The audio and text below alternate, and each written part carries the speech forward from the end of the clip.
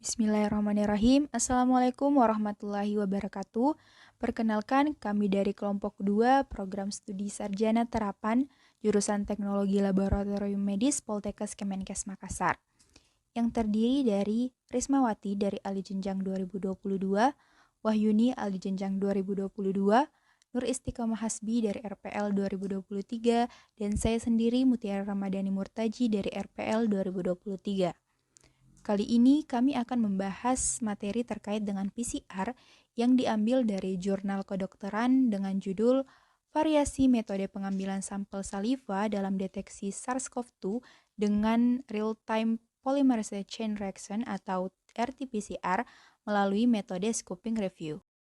Sampel saliva sedang banyak diteliti sebagai alternatif sampel klinis untuk deteksi SARS-CoV-2 karena bersifat non-invasif dan dapat dikerjakan sendiri oleh pasien, sehingga mengurangi kontak dan menurunkan resiko penularan ke petugas kesehatan. Meski demikian, dari penelitian sebelumnya diketahui terdapat keberagaman dalam metode pengumpulan sampel, penyimpanan, dan metode laboratori assay antara satu penelitian dengan penelitian yang lain. Saliva sudah pernah diuji sebagai alternatif sampel untuk diagnosis menggunakan metode RT-PCR untuk virus lain seperti influenza A, influenza B, dan respiratory syncytial virus dengan kemampuan kesamaan deteksi dengan sampel nasofaring itu di atas 90%. Penelitian sebelumnya telah banyak mengkaji perbandingan antara sampel saliva dengan sampel nasopharyngeal swab untuk deteksi SARS-CoV-2 dan didapatkan hasil rentang sensitivitasnya dari 20 hingga 97%. Variasi ini dapat terjadi pada tahap pengumpulan sampel saliva, penyimpanan dan analisis hasil. Mengingat metode pengambilan sampel saliva dapat mempengaruhi hasil pemeriksaan, maka tujuan dari pengkajian jurnal ini adalah untuk identifikasi variasi metode pengambilan sampel saliva dari penelitian sebelumnya dengan mengambil metode scoping review. Baik, selanjutnya saya akan membacakan terkait metode.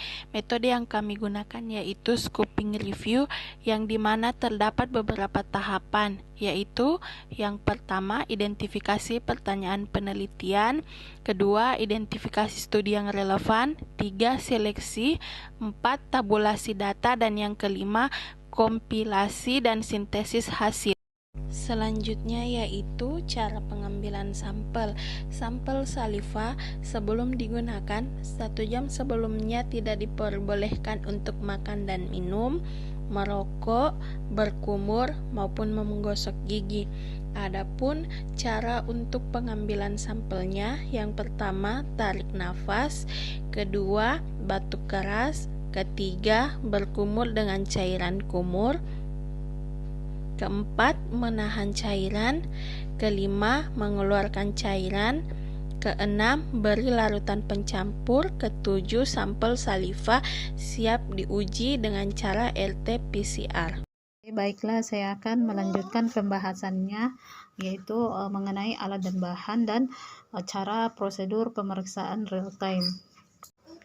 Alat dan bahan yang digunakan yaitu tabung tub larutan campur dan tutup lebar warna merah. Tabung tub cairan kumur memiliki tutup lebar warna biru dan corong atau adapter, kemudian alat real time PCR.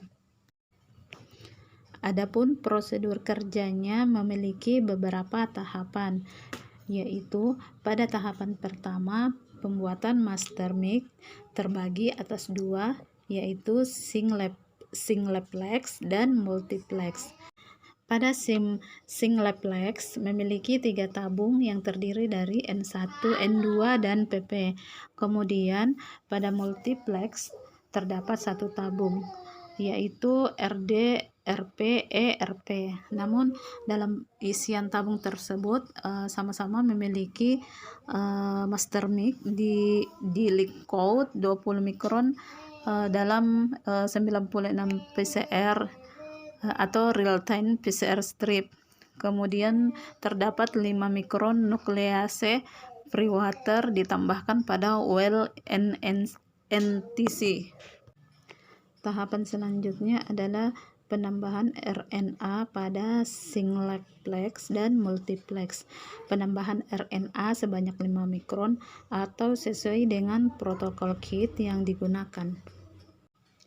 Tahap selanjutnya adalah penambahan kontrol positif dan pemprosesan real-time PCR.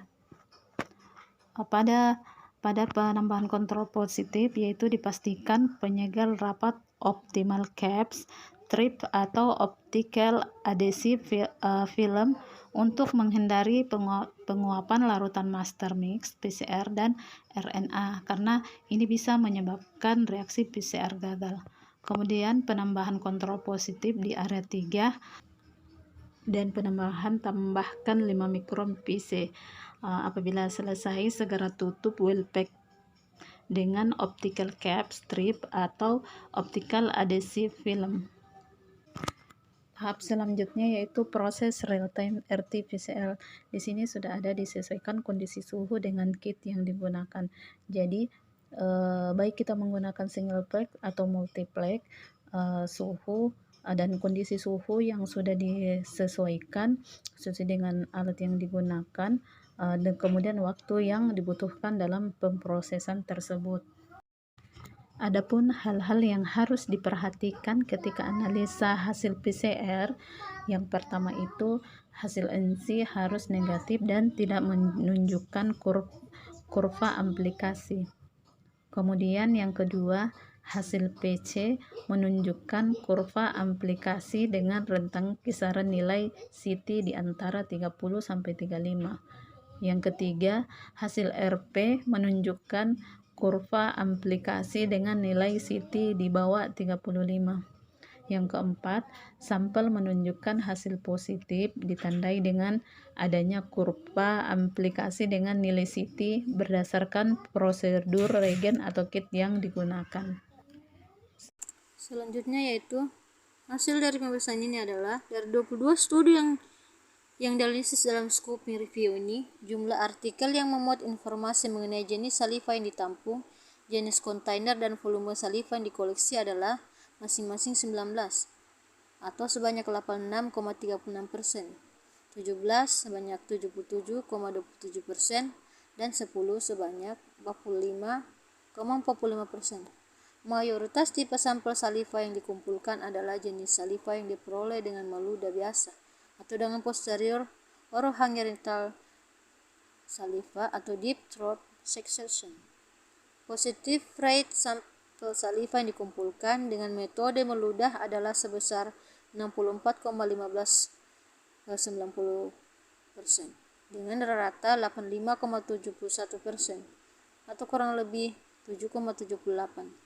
Sedangkan dengan sekresi posterior oropharyngeal saliva atau deep throat mempunyai rentang positive rate sebanyak 68,67%, 92,63% dan rata sekitar 83,16 atau kurang lebih 8,54. Kedua metode jika berdasarkan atas rata positive rate mempunyai hasil yang relatif sama. Sebanyak 17 dari 22 artikel menyebutkan jenis kontainer yang digunakan dalam pengambilan sampel salivanya mayoritas menggunakan wadah penampung saliva yang biasa digunakan untuk mengumpulkan sputum atau urin. Hanya dari 22 artikel, hanya 3 artikel saja yang menyebutkan menggunakan commercialized saliva collection kit. Rata positive rate dan saliva yang dikumpulkan dengan wadah sputum atau urin adalah 83,08 atau kurang lebih 8,96 dengan rentang antara 64,15 dan 95,92.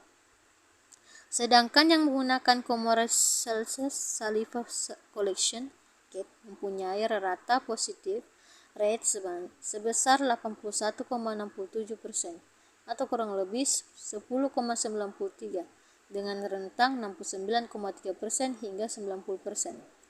Selain itu, terdapat juga variasi dalam volume dan jenis transport media yang digunakan. Dari 22 artikel, terdapat 9 artikel yang menyebutkan volume sampel saliva yang ditampung. Volume saliva yang dikoleksi sebanyak 1-2 mili mempunyai positivity rate 82,8%, dengan rentang 64,15% hingga 95,92%, dan SD kurang lebih 9,37%. Mayoritas penelitian menggunakan media transport PBS dan VTM. Di samping itu terdapat juga sebagian penelitian yang menggunakan normal salin, dan ada pula penelitian yang tidak menggunakan media transport dan pengawet apapun. Demikianlah pemaparan dari kelompok kami. Terima kasih.